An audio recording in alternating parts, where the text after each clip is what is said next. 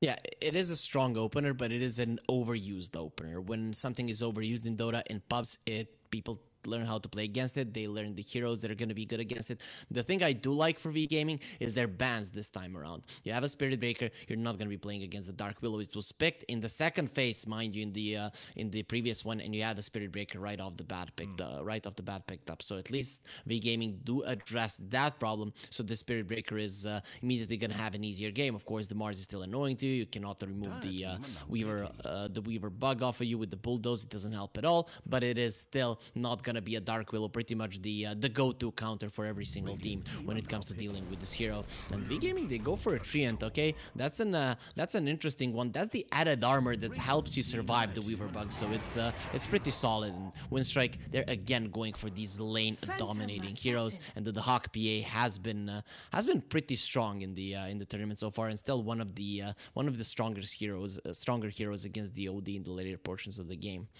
Yeah, I like the idea of block picking and kind of taking the Jakiro for Winstrike this time, because you've seen how the OD plays out.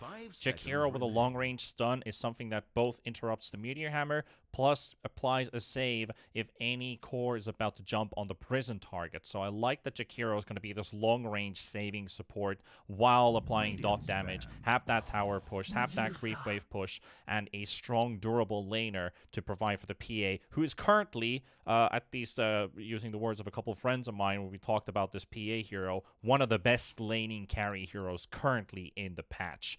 So PA, even with Orb of Corrosion, no, even if you skip that and just go straight for Battle Fury builds, this hero is great in her laning stage. Yeah, she gives you kill potential. She's hard to bring down, and even if it is a losing lane, you can still farm with the daggers. There's pretty much not a straightforward counter to her, and heavy magical damage dealing offlaners aren't really a thing at this point. So it does help her case quite a lot. The thing though, I like for V Gaming, they set up a great lane for the Medusa. It's gonna be the Treant Medusa, and looking at the Medusa in this game in particular, it's looking really strong. The other three, they are gonna be struggling against the PA. But Medusa is one of those heroes that can stand in front, and when you have a offlane OD, which is most likely going to be the case, but we still don't know, it's very imperative that you have a frontliner, a tanky frontliner. Medusa gives you just that. OD creates space, and this time around, V Gaming, their draft, it does make a lot more sense, and with their bans, they did cover for some of their heroes. We're gonna defend the towers with a Treant. We're gonna have a decent laning stage with these four. These are very strong side lanes, despite Weaver and Jakiro being very strong support. Still, the Treant can allow people to survive with the living armor, and we get our Medusa super fat. If the PA is ready to fight and the Medusa is ready to fight, the Medusa is always going to come out ahead, just because, let's say, 3-4 seconds of your BKB at least go down to the Stone Gaze, and you still don't have the damage to deal with this hero. Well, hero picks are still missing from both sides for Winstrike. Laurel has played 4 heroes so far: the Void, the Co-op, the Storm, and the Puck. And we can see that the Puck and the Co-op are out of the equation. So Void and the Storm still remaining in the pool. Since Puck is banned, Storm's a decent pick, even despite the Treant Protector being on the field. Still a good one to go for. They will ban the Viper instead. So Winstrike doesn't want to give V Gaming the laning stage advantage of the toxic poison hero. And also the break for the Mars, for the PA, it does help a lot, especially when there is a Medusa in play. Medusa doesn't really like going for an MKB, at least not early on, and the Mars's Bulwark is one of the best counters to the Medusa, and the Viper deals with both of those. Plus, it's very annoying to play against, especially if you would like to play a Storm in the mid lane. As you said, the Viper is one of the best counters when it comes to the laning, though they banned out the Batrider, so I'm not sure if Winstrike are going to be going for a Storm. Well, that's the only hero really that doesn't have any counters remaining, because there's no Puck, there's no Batrider. I see the Storm Spirit just being a no-brainer for Winstrike. But what does V Gaming play? Because Hayes is going to have to play a new hero. All of his heroes are banned or picked, so this pretty much has to be a unique new pick coming out, unless you go for the Void Spirit. If you don't pick that, what else would Hayes want to play? Because he would have to bring a new hero into the fold. Other than the laning stage, the Void Spirit looks really strong. It gives you Magic Burst. The silence against the Storm.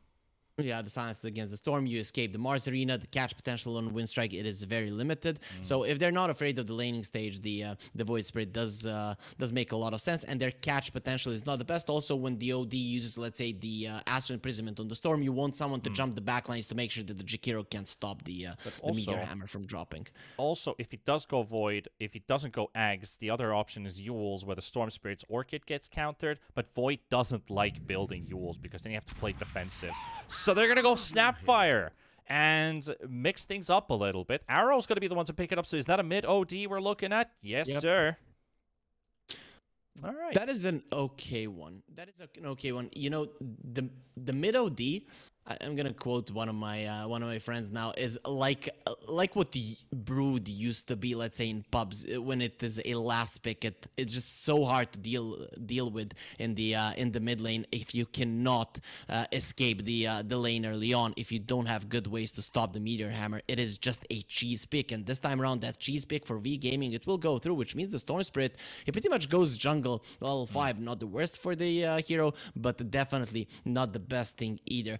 The reason I'm not the biggest fan now of the Snapfire pick, yes, you have really good combos with the Treant Protector and the Snapfire, but what happens when Winstrike just spread the map? You play you play with your hero, let's say the most aggressive one just gets backed by Jakiro just to stop the Meteor Hammer from falling, and V Gaming, it's not going to be easy for them to kind of force these fights to come out. Also, Winstrike, they have really good catch, especially when Mars gets the blink. But still, V Gaming this time around a much better shot because they could just crush the laning phase. Look at these heroes. Spirit Breaker, Snapfire, that's a strong lane, especially against a melee hero.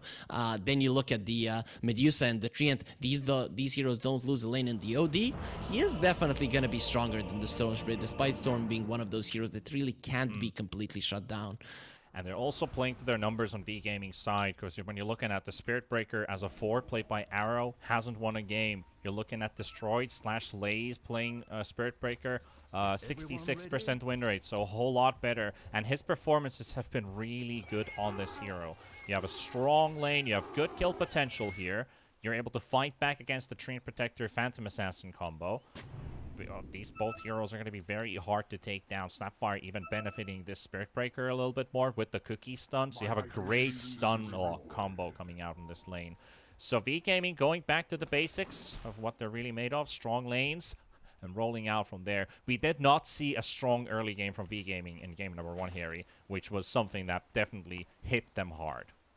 Yeah, it did. And to be honest, this is the clear showing of a 50-50 draft where everyone has their strengths, everyone has their weaknesses. Let's say, looking at V Gaming, they have 4 heroes, they don't have that high armor. OD has some high base armor, he pretty much doesn't build into any armor items. And look at the Treant, the Snapfire, the Spirit Breaker, these heroes, they're gonna be cut down by the PA so easily if it comes to it. The laning stage, both of the teams have strong lanes which could go either way. Then on one hand, we have solid push with the Jakiro. On the other hand, we have solid defense with the Treant Protector. The split push on Winstrike is good, but then V Gaming with the Spirit Breaker, they can actually counter that one quite easily. So I'm liking the drafts here. This is definitely gonna be a much closer game than we saw in game 1.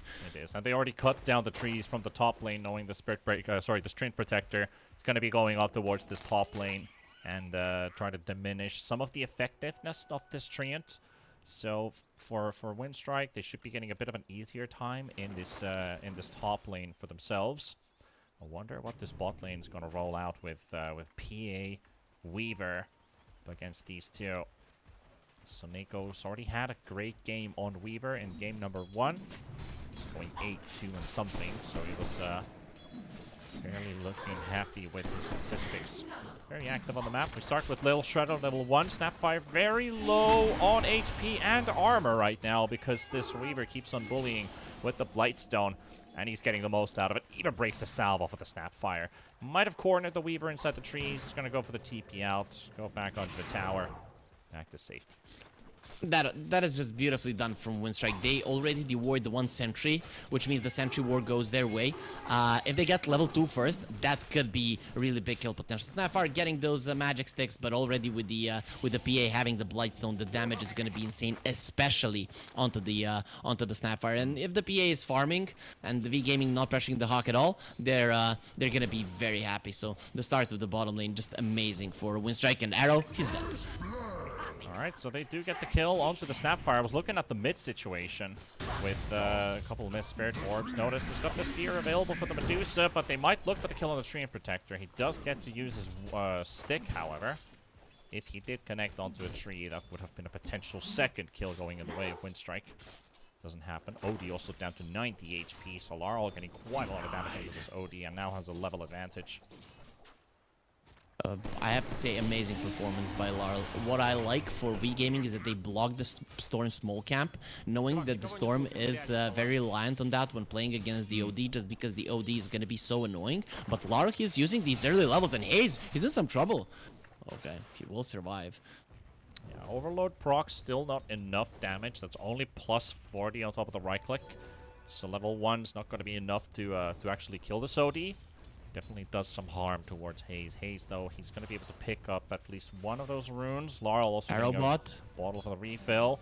And is that another dead Snapfire we're looking at? Yes, sir. Great results coming out as mid is also punishing this Hayes again. One more hit, 20 HP. It's not going to be enough to kill this OD. Laurel bites the dust on this one, but this bot lane, we can go back to that one. It's going fantastic for Winstrike. And look at the CS department on all 3 lanes. It's a massive difference already. We're 1,000 gold ahead inside the first 3 minutes, and Winstrike really wants this win. And this is a problem when you actually have heroes that should be doing well in lanes.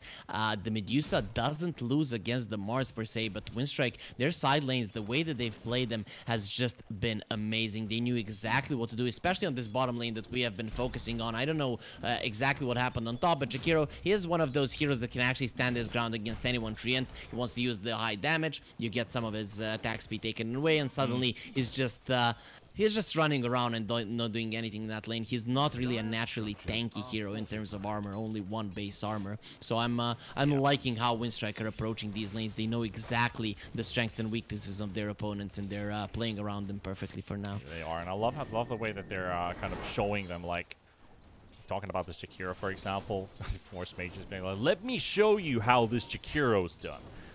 Comparing it to Antoa in this lane, so now getting the best out of this pause for Jakiro right now, not allowing this Treant to make any plays currently. Medusa 12 CS, Mars is at 17. Bot lane, you're looking at the Spirit Breaker at 14. PA's got 25. Then you have this mid lane matchup, which is starting to become more even here with Hayes picking up some early levels here and catching up to Laurel. But Laurel, even though he's not farming with his easy camp, like he said, they've blocked the camp, still OD very reliant on this lane and forced to fight this Storm the whole time. That is true. I like what Laurel did, but still, with the OD hitting level 5, that's when it becomes dangerous for the Storm. So it wouldn't surprise me if he just goes full-time jungler right now. The OD doesn't do anything bottom lane again. He's stunned, but yep, that's a dagger. It's going to be enough for the kill. And every time this Snapfire extends too far, they've got the bug, they've got the Blightstone applied. They now have that Orb of Corrosion on the PA, so we talked about this OOC. If the PA decides to go for it in between building the Battle Fury, might as well just rush it straight away at the start. You have so much minus armor, you have a great slow in your hands, and it just makes your life so much easier because they've already killed Snapfire 3 times. And while we were talking about that, there was an action on the top lane where Treant fell super low, but he didn't really latch to one of his brothers with the spear, and that allowed him to survive, though barely. And still, the 8000 is being bullied so much. Force Major with the Jakiro is doing such a tremendous job with pushing aggressively, and this is actually panning out to be one of the better counters to the Treant. And the funny part is as well, you see Medusa's going for raindrops, but the only thing that actually blocks the raindrops is the Mars Spear. Every other ability just goes straight through you like anything else. It's just for the mono region to help out this Medusa to get that snake out much more often. But it's the spear, which is the only ability that he can actually reduce damage taken from. And when the Mars doesn't even have to go for a point in Bulwark against the Medusa, it just shows how bad your lane is going. Laurel is just playing amazingly. Is dying. Anto's gonna die for this one. Notice he's got everything he needs. Just the Funk slow. Jakiro's slowing him down.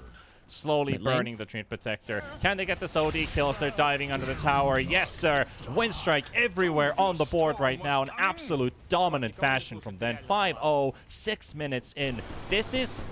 I kind of have this reference in mind as Dahak is being hunted in this bot lane. Can they actually score their first kill here? It's not looking too hot right now. It's going to jump away. So, is this really the way V Gaming's division is going to end? Because they started through the open qualifiers. They won their last game in 13, 14-ish minutes with OD mid going with Midas. Now they have the same thing with Meteor Hammer Midas looking to be Hayes' build in the mid, but actually losing with it very early on. This might be an early GG tap out. Yeah, you know, you're still playing against the PA, and you have a Medusa and the Treant, so I think that they don't want to tap out early.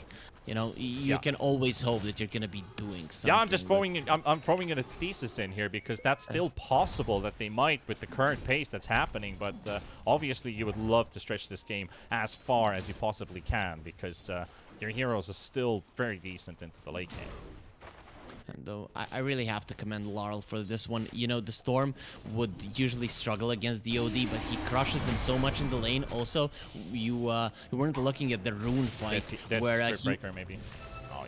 Oh, he's okay. What Laurel did there, he was keeping himself away from Hayes' vision and just jumped on the rune in a point, and during the zip took it, and that's what allowed him to get the kill. Then of course the Weaver came in. So Laurel did everything perfect in this game, which allowed them also to win the lane. They shouldn't have won, where it should be the OD bullying the Storm, not the other way around. At least this time around the power rune will go to Hayes.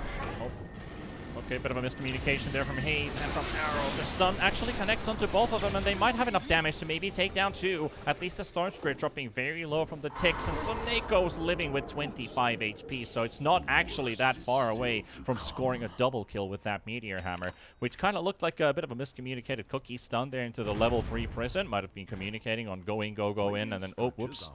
But still turned out for the best for V Gaming. They get their first kill. Now onto the Hawk. Possibilities opening. Cookie stun comes out, but it misses as the Hawk's able to jump out into the creep wave. Top lane. And they will get Atoa instead. So Winstrike gets a kill when V Gaming misses.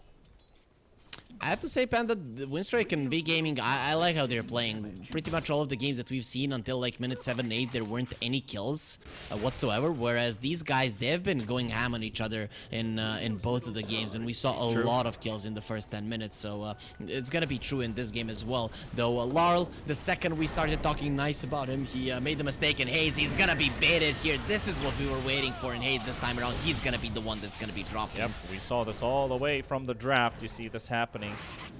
We picked the Jakiro to counter the OD, so he can't get that Meteor Hammer. You will also have a save onto the prison. So two things countered by one spell, and that's provided by the Jakiro. So that's a shout out for Force Major. Yeah, he knows with whom he needs to be playing. Though still a very nice TP out coming out from the OD. Laurel a little bit too trigger happy on the electric vortex to allow the OD to escape there, but still it is a good play for Winstrike overall. Still a 2k gold lead, it is nothing to laugh at, especially when the PA has this much. This is gonna be a very good Battle Fury timing if you don't kill the PA, and I don't see any rotations coming his way with the Storm constantly pushing aggressively in the mid. The second that the OD is missing, the PA is out of that lane, so Winstrike, they can just continue giving info to their carry, and the Hawk is going to be fine. First 10 minutes past, triple net worth lead for Winstrike. Phantom Assassin leading the charge. Halfway into Battle Fury, followed up by the Mars. We got Laurel with Storm 3,700 right now. And they've already taken a lot of damage onto these towers, but still Treant Protector's able to heal them now. 2 points picked up into the living armor. So pumping up that top tower. Mid is still pretty low. Bottom hasn't been hit at all because PA is not focusing on that tower at all. Laze is trying to bait with a Nether Strike onto the Weaver, but I don't think you want to use it just quite yet. So it's just an intimidating roar. I think Winstrike are super happy with what is happening right now, and that's why they're not forcing the issue. They're still gonna go towards the top lane, but the thing is, they don't have to. If there's multiple TPs here, they're just gonna let it go. They just want to apply some pressure with the siege creep. The reason for this is OPA. He's gonna be okay. Actually, Lace should be the one that should be afraid. Exactly. So it ends up going the other way around usually. Meanwhile, mid Haze getting jumped on by Laurel. They've got the Vortex. Damage is going to be there, and Haze is dead. And Toa unable to teleport in time. That was a very long teleport too, so unable to get the overgrowth out. Now Noticed gets to pressure this top lane with the catapult, so they get a kill in mid. They get a push going on top. They've got some easy times going in bottom, and V Gaming can't do anything about it. This is just beautiful Dota for Winstrike. They are just forcing enemies to make moves, and with that they're opening up the map so much. If 2 towers fall, it's gonna be so hard for Winstrike to play, for V Gaming to play this game. Usually, if Winstrike would leave everything as it is, it would still be okay because the PA is so far above the Medusa, and once you get a Battle Fury, that farm is just gonna be ramping up so much. But they're like, no, we don't want to allow the enemies to be the ones making moves, and they want to be doing it still on bottom. It's gonna be the Weaver caught. Perfect timing. Yep. They didn't have Dust, so if he got Shukuchi off, that might have been a surviving Weaver, but they got the kill. Pixel perfect, point perfect even. Noticed is coming in with the Blink Dagger on the Mars. They see Haze. Force Mage is going to be there. No, Macropyre in 5 seconds. I think they want to wait that first. And they need one more TP towards the bottom. Not necessarily. They've got the Macropyre. This could be enough to kill this OD, and they have the combo. Well, Laurel is going to be there to give the insurance. Trying to find the Spirit Breaker. Vortex is still available. Gonna get the connection on it. Had to wait for the Bulldoze to run out first.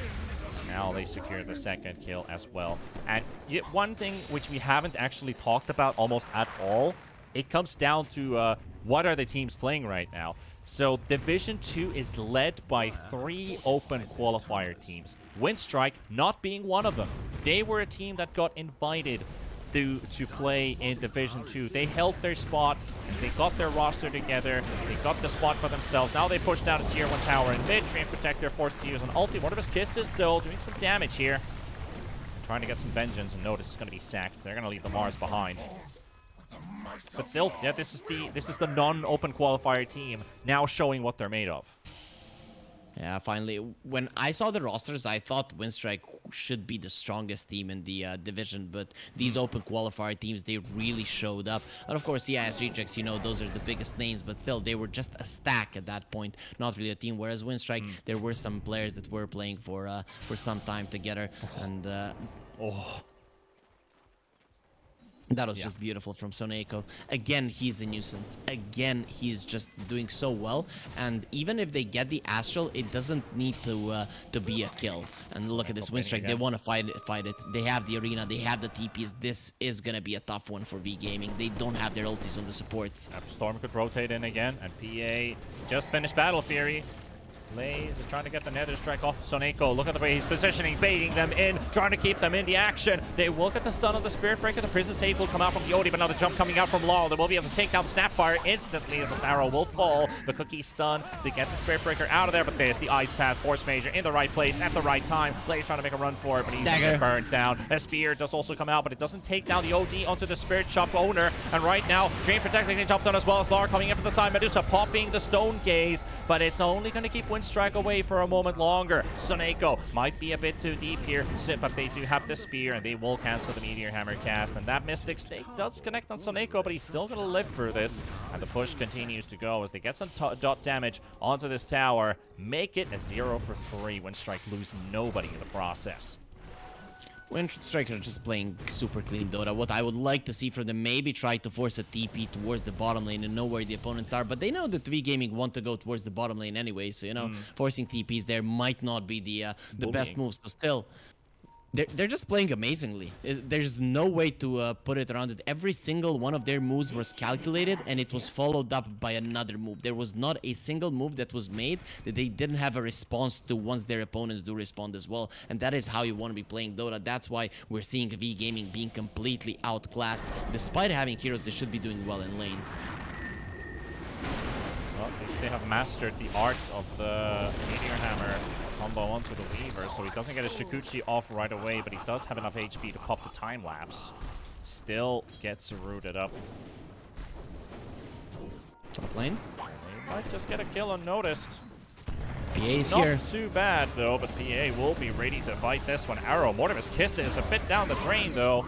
But 1-for-1, maybe even a 2-for-1. Lay's trying to make a slow charge for it, and that Space Cow is going to get caught inside a bed of ice.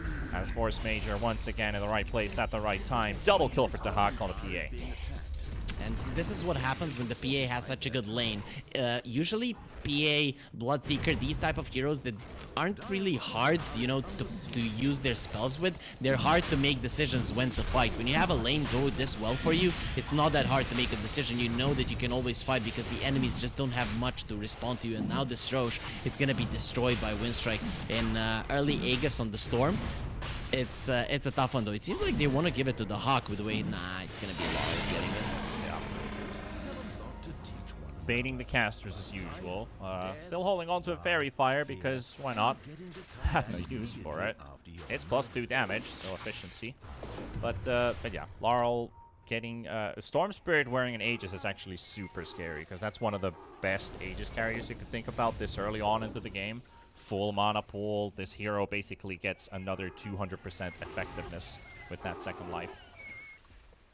It's too much right now, and you have multiple heroes that can hunt DOD. They also left a beautiful ward towards the bottom lane. They know where Haze is. One silence, and DOD is dead. He's one of the more tanky heroes, but when you see him perfectly, he's still gonna be in so much trouble, and he stays there just long enough to die. They're getting choked out now. V Gaming, they do have their tier 2 towers being held alive with the living armor, but there's a dead OD inside the Radiant jungle, and Laurel, he's dropping items on the ground just to bait this guy even more. If they weren't bullying these guys already and teasing them, not giving them a single opening or opportunity to fight back, I don't know what kind of next level bullying this is because they're not even giving them the chance to punch back. You know, the problem with bullying, other than it, you know, you mentioned it, one of our previous casts being a shitty thing to do, is that, you know, the enemy can grow up to be stronger. They can call their older brother, and that's kind of the job of TA2000 here. He needs to be the older brother. He needs to be the one that positions aggressively and says, go on me if you dare. For now, though, if he does it, in this case. Pretty much. Yeah, pretty much like in South Park, you know, when Stan's sister kind of battles the 6th graders, you know? Oh, yeah, that's the one. So Neko, though, it's going to be a consolation prize. Almost not even that. They're going to have to use the Sanity's Eclipse for it. Oh, boy. Well, kill's a kill. Hey, they're happy to kill the Weaver, right? Wasn't that the thesis? Yeah. You know, it's good to kill anyone at this point, and the Weaver is annoying them in the bottom lane. The problem is you need to kill the Weaver and then transitioning it into something else. You know, the Weaver is kind of your opening for a bigger kill, right? Usually it's kill into objective, but in this game it's Weaver into a bigger kill. So V Gaming, they go instantly for smoke with Weaver TPing to the bottom lane. This is actually the opening that they were looking for, but actually so Neko, he's like, okay, I gave them an opening, and now I'm just gonna be continuing being a nuisance. So right now, pings are coming through. Arrow spotted under the ward. Lays might have been detected and noticed. Perfect spear as well. And he's looking for a turnaround. Baiting with another strike for a second. Laurel, he jumps out of the arena as he's going to be helping out as the Arrow's already being sliced down by the Hawk. Lays, he's got the charge into the creep wave. They taken down Force Major by Antoa with the help of TA and by Haze. But Saneko's diving under the tower. Medusa's going to be targeted too. A spear's going to be off cooldown in just a matter of seconds. And they won't go under the tower unnecessarily. So that's a 1-for-2 trade. Aegis still up on Laurel for another 1 minute 50 seconds. So they go scouting out the Medusa. Minus armor applied. Here comes Notice from the other side looking for the spear angle. Only throws in the bonk. No Stone Gaze to fight back either. Another jump from Laurel onto Haze. Odie's gonna need some help, but there's nothing that they can do to keep him up. And they've got the cookie stun at least, and they will take down Saneko. But still, there's the Aegis, and Dahak comes in for another kill. Able to use the blur to dodge this Medusa's right clicks, and there we go. The Hawk's gonna be TPing out. Laurel keeps the Aegis alive with 150 HP and Winstrike. Not just 2 kills, make it 4. That is a very long skirmish slash team fight that happened. The problem is V Gaming, you can see that they're getting a little bit phased by this. The OD inside of a team fight misses the Meteor Hammer onto the Storm Spirit. It is very easy to hit that one, much easier than to do it on the Weaver so that he can't use the Shikuchi, but he wants to do everything perfectly because he feels like that needs to happen. And this is something that, you know, it kind of gets in your head. You're like, okay, I have to do more than I'm capable of, and then you just start making these mistakes. If OD, that was not a detrimental thing to make. The Storm still had the Aegis, but still, those kind of mistakes, if one or two more happen and they're in a situation where the Storm should have died, it's gonna be disastrous for them. Winstrike, though, this time around, they're gonna be the ones on the move. And look at V Gaming on the bottom lane. They're kind of all together, ready to get slaughtered. Yep, and this smoke into the back lines. Blur on PA, finding the targets. Hayes is spotted once again. OD, the target. The man to take all the hate right now. There's a good Mortimer's Kisses into the back line from Arrow on top of 3 targets, but Laze is still dead, and they cannot get these kills. They're going to lose another set of 3 heroes. And V Gaming's just not getting anything done here because Winstrike's not giving them the time to regroup, not the time to get their mentality back in place, because this team is just, I don't know. Winstrike hasn't probably been looking this good since the start of their win streak. I feel like it's just been getting better and better and better from week to week, and this is really looking like some prime Winstrike. And if this is really going to be the end result, I can't wait to see what can this team do, climbing all the way from 5th place in the group, or 4th place in the group, to go first and qualify through the tiebreakers. But that's already a step ahead of thinking, because they have to get there. But right now, they're making their way, Harry. Yeah, if you remember the interview with Mag, with the first game that Larl played for them, they're like, okay, we're happy that we got him, but this is not the result that we wanted. We're playing well, but we are not hoping for much because, you know, we didn't start off the season so well. Well, this is gonna give them such a big shove in the back, because these guys, they're looking amazing with this kind of a performance. I don't know, in those best of 1 tiebreakers, all of the teams should be looking at Winstrike. This is gonna be the team to beat, because in the last 2 weeks they are the ones that have been dominating this this region, or Division 2 in the Eastern European region. I'll be completely honest, like, a lot of regions have been going through tiebreakers, and their 4-way tiebreakers have been splits on 3rd to 4th place and 5th to 6th place. This is 4 teams for just 2 spots. This is 1 to 4th. This is all the way from 1 to 4th. It's not 2 teams playing a best of 3 for 1 tiebreaker. This is 4 teams for 2 spots.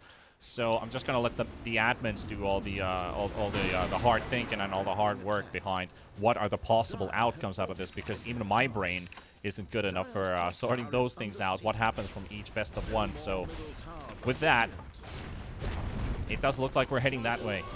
Yeah, that is the ready. problem. If Panda's brain can't understand it, we're in trouble, though. Either way, you're usually my go-to. Okay, this guy's gonna explain everything to me and the viewers, and now he's this is a tough one, guys. But at least we're gonna be thinking about it and brainstorming it, and then we'll come up with the outcomes, I guess. That's why I love some of the viewers. Like, the way that they think is just as messed up as mine, because I can go and talk about a 3-word sentence for 2 minutes and still not find a proper resolution out of it. So if you're just as me and you're getting super excited about something but can't finish it out, maybe I have ADHD, maybe it's something else, but still, it's just so fun to have like an overworking brain and kind of figuring out these situations, because when it comes to looking at Winstrike, who've been getting better and better out of all of this, you just like to see them succeed, but you don't want to take it away from an open qualifier team like V Gaming, who started their season so strong. They were unstoppable for some time, and now they're just getting beaten by Winstrike, not only once, but twice in a row. And I would like to see them fight back, but they have to fight soon. They've got the Scotty Manta up on this Medusa, so she is now strong, but is she strong enough? And look at the Hawk. He really wants to be a ninja. Man, I love this build, especially now when look at the heroes of V Gaming. You know that you don't need more damage. You're gonna be destroying everyone. Just jump from one to another, leave the Medusa for last, and then just destroy absolutely everyone. And of course, the Blur, it's gonna help you deal with with the Treant as well, and of course not being able to charge the PA, being able to split push. We talked about V Gaming having an answer to the split push. Do we have the okay, the shard is the problem right now. There's gonna be a fan of knives just running and cutting down everyone. Yeah, I'd be most afraid if I was the Treant protector. You know, the trees, they are getting cut down quite a lot. And Spirit Breaker is not gonna bash. You can't bash for a couple seconds thanks to the fan of knives, plus percentage-based damage, which also hurts the Medusa by quite a lot. And there's an the item Spirit stuck Breaker on is the cliff. not a hero. There's another shawl stuck and they can't get to it. Okay, that's fun. That's it. Remember when we had that one neutral item? If you look at where my camera is right now, when it got stuck here in these crystals. Oh yeah, I remember that. So this is kind of similar, where they just can't seem to get to the nether shawl. The courier to the rescue. There we go. Salvaged. So the Hawk very close to the Aghanim Scepter. What are the items on V Gaming? They want the MKB on the Medusa, but this is not an item that you want to go for on the Medusa so early on. Usually if you were having a better game, you'd go for something like a Butterfly at this point and be like, okay, the PA can't kill me. And I can't kill her, that's fine. But in this situation, the PA can kill you, so you have to kill her before that happens, and it is just not an easy hero to bring down, especially once the axe comes out and it's super close. But okay, the MKB, that's a big one. The OD, he has a BKB, so that's a big item as well. Some good timings coming out for them, and the Aghanim Scepter and the Snapfire, the spit out, is also going to be something that that is good. Also, when it comes to save, they'll have a save for the OD as well, which is something they didn't have so far in the game. Even if he gets caught in the arena, they'll be able to pull him out with good positioning on arrow as well. Haste. There's been some time V Gaming's being able to buy some seconds, some minutes for themselves, as V Gaming has not been approached by Winstrike. They are hunting them all around the map. They've been able to find a solution to the split push for now, but how long does this keep up? Because sometimes the good things, they usually get taken away from you. Hayes is already low on HP. Notice finds him. The Midas Armor, the break on the OD. But with the BKB, is he going to be able to get out? Looks like Hayes is going to be safe, but that's a 9-second BKB. And barely just seconds when we said that V Gaming's been able to dodge them. OD's almost dying.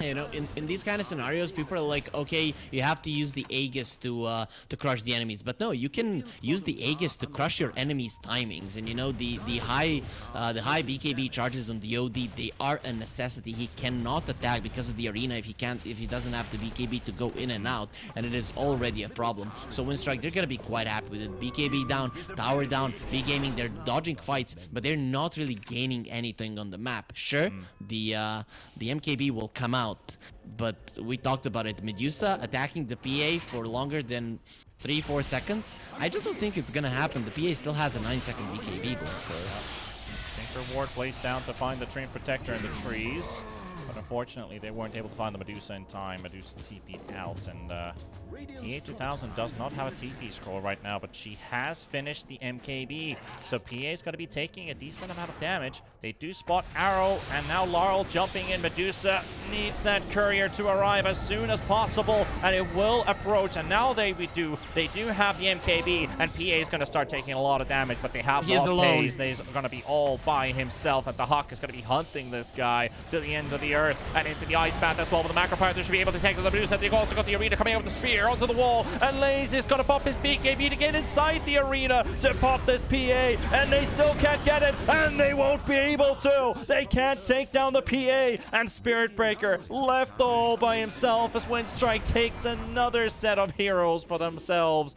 and not even lose the Aegis, Harry. Yeah, that is a strong big sister, I have to say, but still, the bullies are gonna be stronger in this one. Winstrike, they just crushed the Medusa as well. That's gonna be the first death of the game. He has been dodging fights 0, 1, and 3, 30 minutes in, but finally, when they put their minds to it, Winstrike will be able to bring her down. And they might look like the bullies, but they're definitely not the villains of this game. They've been absolutely heroic with their gameplay. Their strats have worked out. They've outplayed V Gaming from place to place. They're forcing the potential tiebreakers here. If they win this one, it will be a 4-way. And V Gaming still wants to keep a hold onto their spot. This team, #1 right now in Division 2, lost game 1, now 15,000 gold behind in the second game. Is there any chance they can still fight back here? Is there anything left in their arsenal? It's a 2% win probability. The way that you have to fight, this is what you need to do. You need the Medusa up front. You need the A2000 to soak up the damage first and survive. So it's the A2000 in front, the OD in the back, just saving him. The thing is, will Winstrike actually give you that chance? What needs to happen is that Winstrike have to make a mistake, but you need to force them in that one. In V Gaming, they need to know how they have to fight. So there is a chance, but it still comes down to if Winstrike will take the bait and go for the Medusa. For now, with the way that they're playing, with the parts of the map that the Hawk is drawing around, he's like, guys, let's not take any chances, right? This game is ours if we play it properly from start to finish, because V Gaming, their initiation, their way to fight, it is really not that great. Really important team fight here. V Gaming needs to win this one. Medusa on the front, they've got the spear, they've got the Medusa all alone, but where's the backup? Notice it's going to be isolating them. Hayes coming in for the prison save. Keep the Medusa alive a bit longer, but the macro fire ticking and ticking, and a refresher for the other ulti. Another one. Medusa down to half HP. TA2000 about to drop. No more HP left. 400 to go, and there we go. TA2000 is down. GG, well played is called. Hayes has had it. V Gaming has had it, and Winstrike will force out the 4-way tiebreaker, coming down from 4th or 5th place in the division to force a 4-way. Unbelievable, but it is the reality we live in. Yeah, and this is one of those things where you GG immediately. You know, your base isn't gonna fall. You do have maybe some buybacks and stuff like that. But the thing is, we talked about how V Gaming need to fight in a perfect scenario. Our Medusa gets caught and we save her with the OD Astral. But the thing is, Winstrike, they have too many items. That refresher unnoticed, the Mars putting the arena twice perfectly positioned as well, with the OD having to use the BKB to save the Medusa. When they see the Medusa going down after a good setup coming out from them, they knew at that point there was not a single way that we're gonna win a fight. We can't split push. The game is over, and V Gaming, they call it. So we're going for that 4th tie, and I think that maybe the casters were biased in this one, kind of hoping for Winstrike to win, because now we're gonna have so much more games and potential for a lot more games when the tiebreakers come out. It was supposed to be one best of 3 between Hydra and CIS Rejects, but now the only thing the rule stated, if there's more than one tiebreaker, so if there's 3 teams or above, it's going to be best of 1s, but I don't know how you sort that out with 4 teams. So we're just going to have to wait a little bit longer to find out what's going to happen. So the tiebreakers will be played on Sunday, so they're not played today, but we do have an interview coming up in a couple minutes, hopefully, because we did talk with Mag last time. And he promised someone else. He promised someone else. So I wonder who we're going to be getting for the interview, because I would love to talk to any of the players right now and get their hype. They must be absolutely ecstatic right now. Yeah, I imagine now someone comes in, let's say Soneko, and he's all like stoic. Like, are you hyped? Yes, I am. I'm very hyped. We crushed them, and that would be cool to see. You know, I haven't really talked to Soneko any single time, so I don't know if he's that kind of a guy. But still, when you say they're hyped up, and it would be so cool to see them send out someone who is completely calm, cool, collected, and be like, we still have a lot more games to play. This is not the end of it. We need to crush some more skulls. I also think that the answer is going to be probably something like, the work isn't done yet. Like, we're still in the middle of it, which is most likely going to be the scenario. Though you want to catch that emotion of them at least now, because they've made it possible. 6 weeks of progress to this point of being able to fight for the promotion spot. You took the chances away from V Gaming escaping, and that's something we want to talk about as well. We will not get a V Gaming interview. So what really happened with them? Because if you look at V Gaming's results, week 1, 2, and 3, 2-1, 2-1, 2-0. We got a week 4, 2-1, a bit of a shaky series. Week 5, again, a 2-1 against Bait, and now losing. On week 2 they lost against Gambit, and then obviously now losing as well. So that's the 2 series you lost were both against the middle range teams, and you gave away a map in almost every series except for Hydra. So what went down with V Gaming, Harry? Well, here's how you can look at it. The thing is, when you look at Winstrike, you see that there are some players that have been in the scene for a couple of years now. They've had some experience. When you look at V Gaming, these are pub players that got together and that are pretty good. But the thing is that when you get those people together, they start, at some point, they start making mistakes. They start noticing, people start noticing what they're bad at, and they're gonna start to exploit it. And that is the problem. If E-Gaming actually went all out every single series and weren't losing those games, maybe no one would have figured them out and they get to the Division 1. But to be honest, Winstrike, they just look like a hands down better team. They just needed to get their game together after the first few weeks of the DPC, and now when they have it, when it comes to just sheer execution, moving around the map, reading your own draft and the draft of your enemies, they are looking perfect. And V Gaming, they look lost when they have been red, you know. So that's the strength of Winstrike right now, and something that V Gaming are lacking.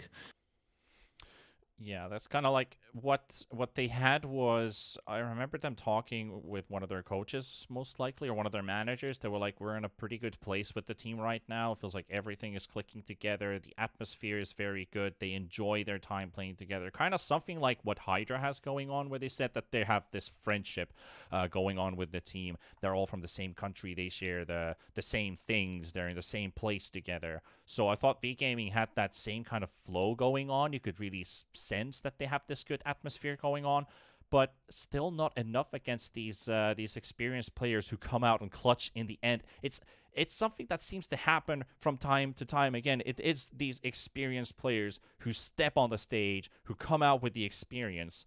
And talking about experience and you know, legends. Mag, you were supposed to give us one of your players for your interview. Mag, what's up, man?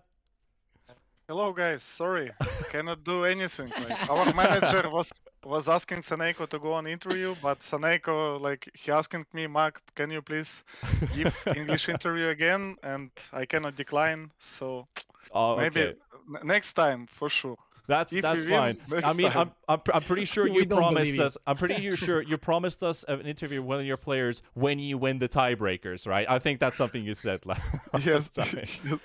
Anyway, man, I can see that you're definitely very happy. You guys pulled it off. You were 5th place in the groups, and now you're in the top 4, guaranteed forced tiebreakers, 4-way tiebreakers. What do you think about this whole situation? And what was going on with your team right now? You guys exploded during this best of 3. Yeah, I would say that our current form is even better than it was at last series against his rejects. The past week was pretty good for us. We have scrims against top teams, and I feel that we progress a bit more than it was. So we was very confident in this series. For me, like, I'm already proud of my team, of my players, because we did really good work and we bounce back from hard situation and manage to make this for tiebreakers. And I think it's also super good. This rejects won against Hydra, so it's a good situation, like 4 teams and 2 slots. Yeah, I think that's the ideal situation. But I have to ask, this is a bit more related to the whole DPC tour so far. What do you think about the format? It goes all the way to 6 weeks, and now you have to play best of ones for promotion. What do you think about that? Yeah, it's how to say. Many players don't like this format, mostly because it's just too long.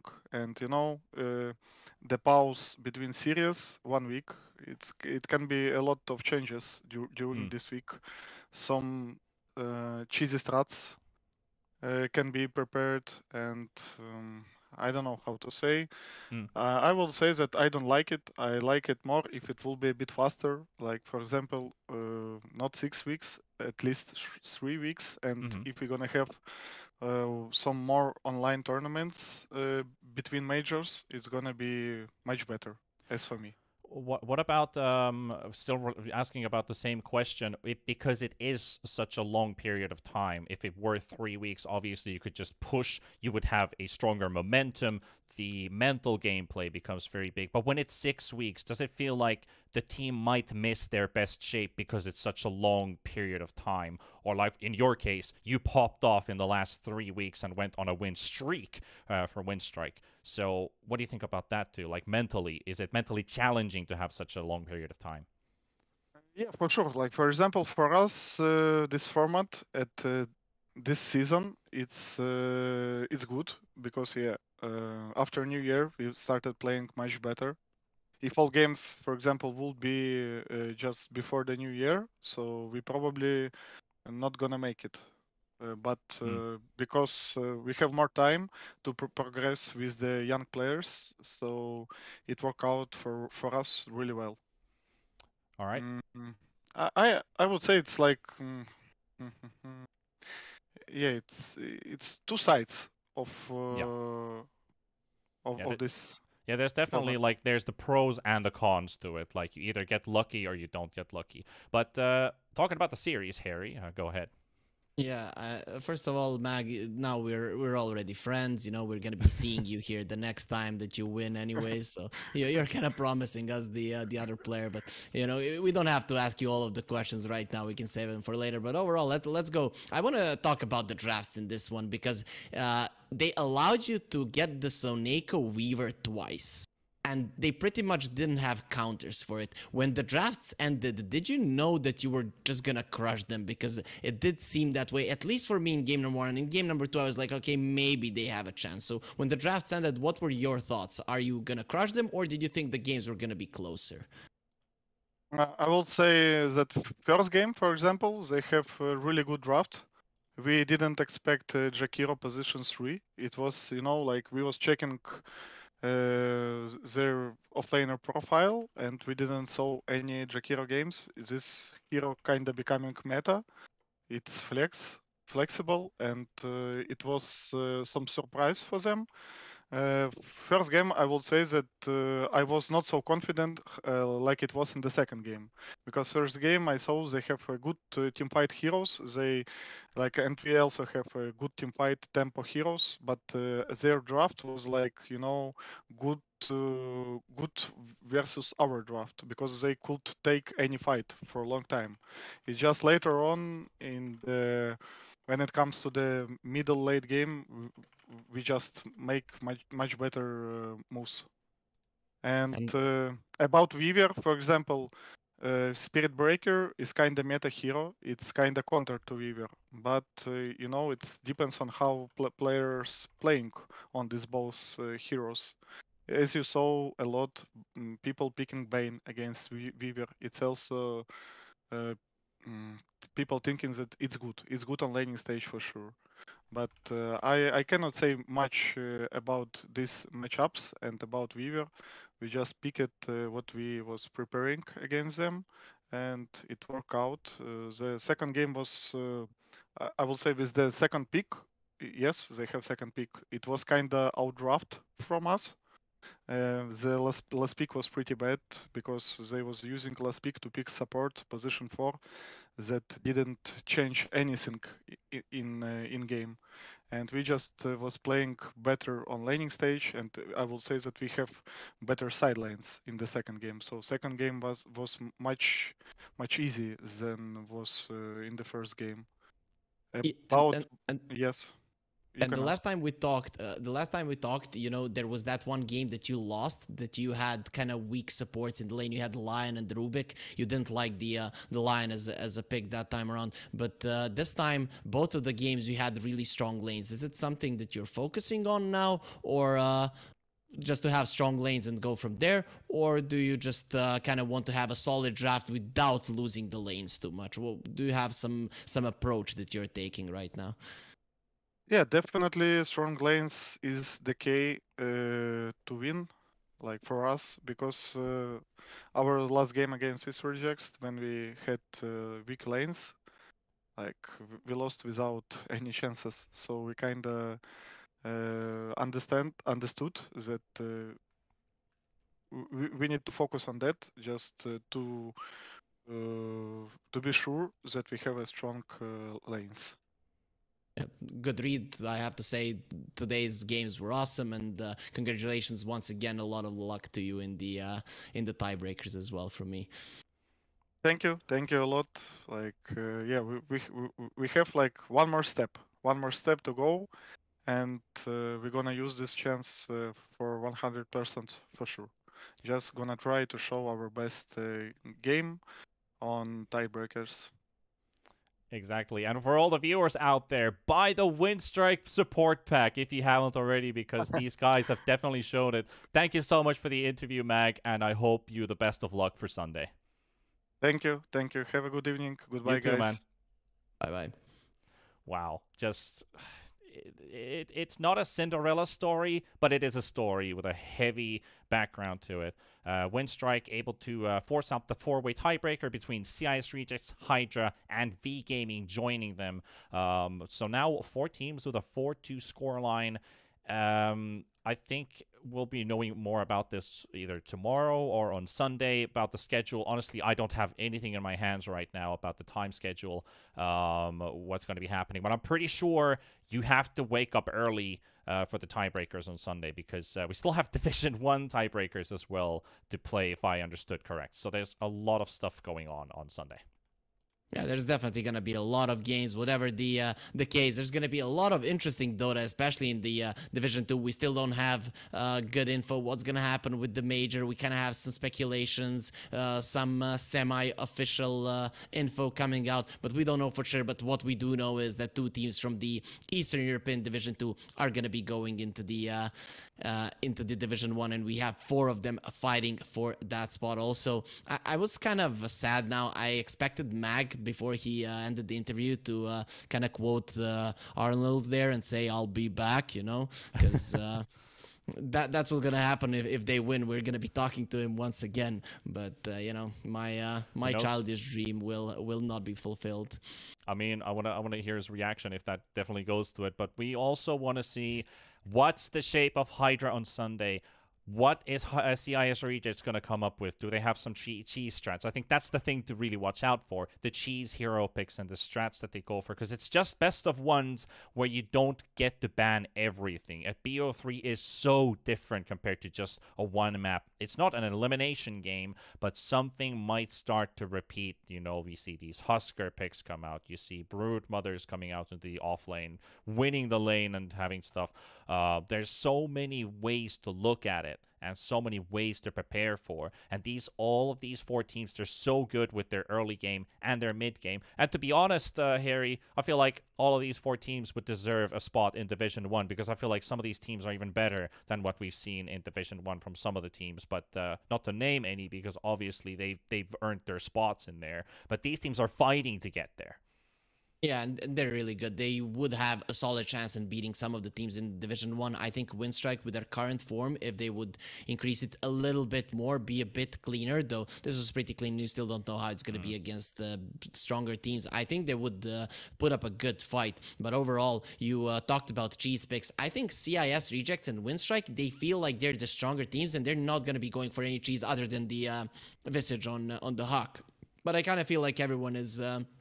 gonna be aware of that right now, so we might not even see it. Hydra, they could come up with a weird pick that they tend to do from time to time, but if they would add, yeah, let's say something about that one. And V Gaming, I think they feel like the underdogs right now, even though they had the chance of going directly into the Division 1 with the way that the other teams have been performing towards the end of the DPC. I think they don't feel as strong as the other ones. So if there's gonna be some cheese picks, I think V Gaming are the team to look out for. They are the ones that played Techies, they are the ones that played Pudge, so it wouldn't surprise me for them to go for something weird as well.